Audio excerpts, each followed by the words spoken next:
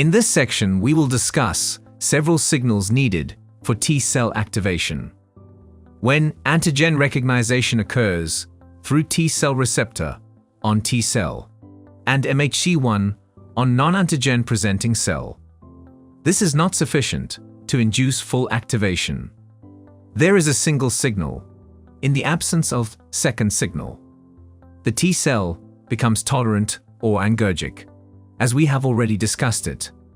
So the second signal is provided by interaction of the CD28 antigen, which is constitutional express on resting T cell. So in next step, CD28 antigen binds with co-stimulatory molecule, which are CD80 or B71 and CD86 or B72 on antigen-presenting cells. So there is activation by both signals.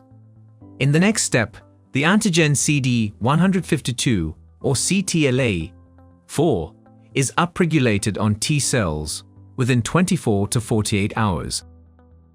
CTLA-4 is a higher affinity receptor for CD80 and CD86. It competes with CD28 and inhibits the cell progression. Negative signal is emitted by CTLA-4 to end the T cell activation, in order to prevent the exaggerated immune response. So, self-limitation or downregulation of CD28 occurs. CD152 binds CD80 and CD86. A further inhibitory receptor is known as programmed death genes 1 or PD1, which interacts with B7 family members, PD1 with PDL1, and PD1 with PDL2.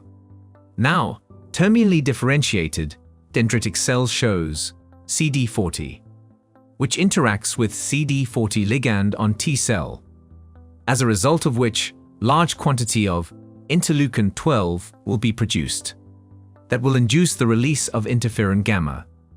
And there is also differentiation of CD4 cells into T helper cell 1. Interleukin-12 also directs and potent stimulation of cytotoxic T lymphocytes and natural killer cells function.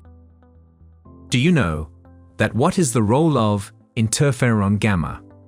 Well, interferon gamma stimulates antimicrobial and pro-inflammatory activity of macrophages and enhances the activation of cytotoxic T lymphocytes. In first step, if there is only one signal, it leads to anergy or tolerance. But in step 2, co-stimulation through CD28, there is T cell activation. In third step, there is upregulation of CD152. But in step 4, there is upregulation of CD154 or CD40 ligand. This was all about several signals that are needed for T cell activation.